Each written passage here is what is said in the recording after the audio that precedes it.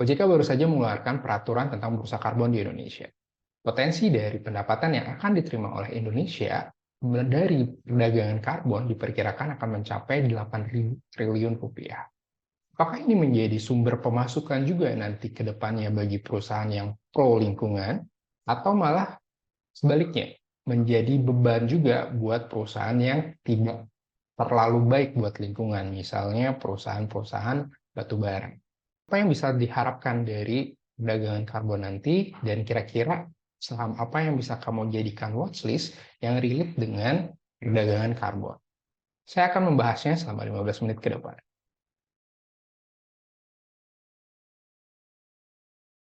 Hai, saya Ngurah dari Pintersaham. Tempat kamu dapetin insight tentang investasi yang bisa bikin kamu cuan. Jadi kali ini saya bakal bahas tentang bursa karbon dan kira-kira saham apa yang bisa diuntungkan dari penerapan bursa karbon di Indonesia. Jadi, oke, pertama yang bakal saya bahas dulu adalah pemanasan global dan perubahan iklim. Di bulan Juli kemarin, suhu di air laut di planet bumi tercatat mengalami rekor suhu tertinggi sejak dimulainya pencatatan suhu di abad modern. Untuk mencegah perubahan iklim semakin parah, maka harus ada tindakan nyata yang wajib dilakukan. Salah satu penyebab perubahan iklim adalah emisi karbon. Negara-negara di dunia melalui protokol Kyoto dan Paris Agreement sepakat untuk mengurangi emisi karbon yang dihasilkan dalam tingkat tertentu. Pertanyaan berikutnya adalah, apa itu emisi karbon dan bagaimana cara mengurangi? Emisi karbon adalah proses karbon dioksida ke atmosfer yang terjadi secara alami maupun dipicu aktivitas manusia seperti deforestasi, konsumsi listrik, hingga kegiatan industri manufaktur. Dalam hal ini, emisi karbon merujuk pada pembakaran segala senyawa yang mengandung karbon seperti CO2, kayu, hingga bahan bakar hidrokarbon. Nah, untuk saat ini jumlah jejak karbon di atmosfer dianggap sudah mencapai level yang tidak mungkin untuk diserap secara alami. Oleh karenanya, negara-negara di dunia saat ini bersatu membuat skenario bagaimana menekan emisi karbon dan mencapai net zero emission pada tahun 2050 nanti. Jadi, bagaimana cara menguranginya? Salah satunya adalah dengan membatasi emisi karbon yang dihasilkan oleh suatu perusahaan. Bagaimana jika sulit dibatasi? Maka si perusahaan wajib melakukan offset dengan cara membeli karbon kredit ke perusahaan yang menangkap emisi karbon, seperti konservasi lahan gambut dan sejenisnya, atau bisa juga membeli kredit karbon dari perusahaan yang kuota emisi karbonnya masih banyak.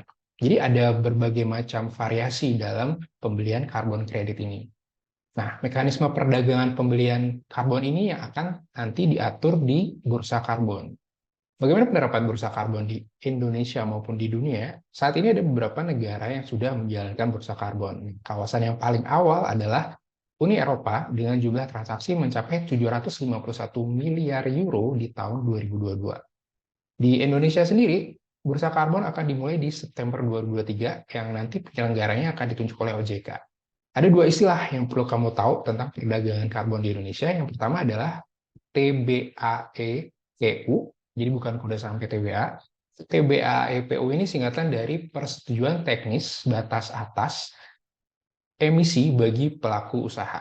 Jadi semacam kuota yang diberikan oleh regulator dalam hal ini.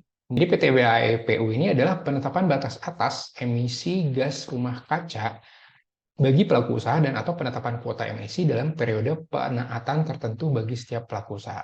Yang kedua adalah ada namanya SRNPPI. SRNPPI-nya adalah Sistem Registrasi Nasional Pengendalian Perubahan Iklim, yang merupakan seperti database, jadi sistem pengeluaran penjadian data informasi berbasis web tentang aksi dan sumber daya untuk mitigasi perubahan iklim. Nah, kamu bisa cek SRNPPI di websitenya Kementerian Lingkungan Hidup. Jadi saya contohkan satu tentang SRNPPI. Jadi kamu tinggal buka websitenya dari Kementerian Lingkungan Hidup seperti ini ya, alamat websitenya SRN, ML, dan sebagainya.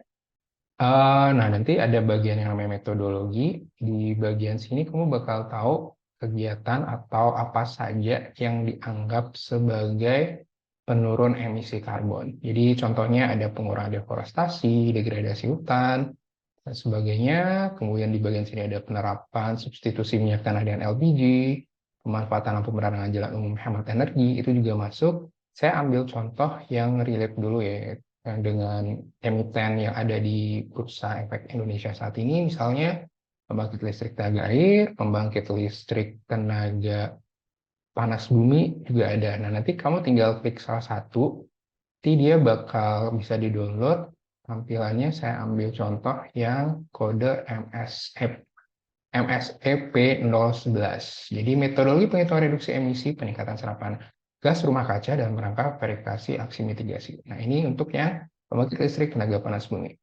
Dia bakal detail mulai dari perhitungan emisi baseline. Dan ya karena saya memang bukan orang yang berlatar belakang di bidang ini ya, jadi kita coba cari tahu dulu ya. Yang penting kita tahu, oh ada hal seperti ini saat ini. Karena ke depan ini bakal lebih menjadi suatu hal yang umum dilakukan. Oke, seperti ini ya contohnya ya. Tahapan selanjutnya adalah emiten mana yang mungkin terpengaruh dengan adanya perdagangan karbon di Indonesia.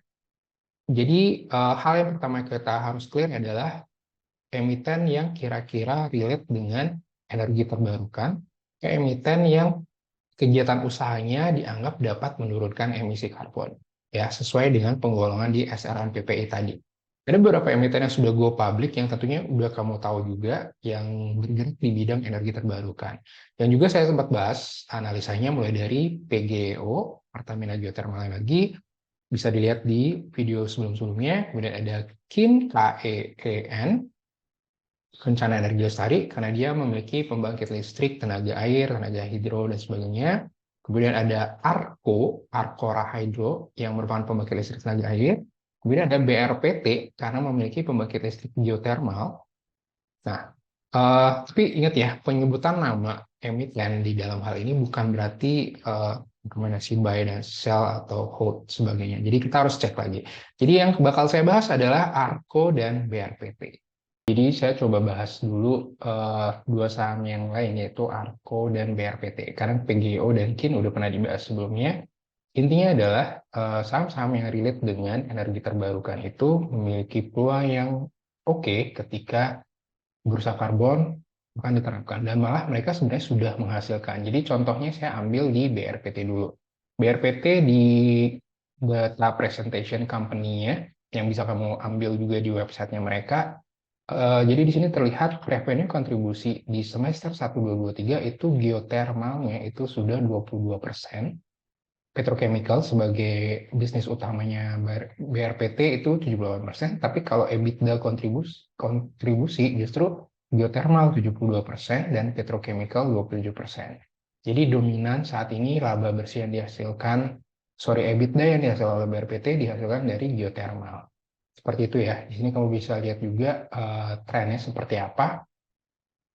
Jadi jadi atas dasar itu menurut saya mengapa BRPT ini diuntungkan dari adanya carbon trading.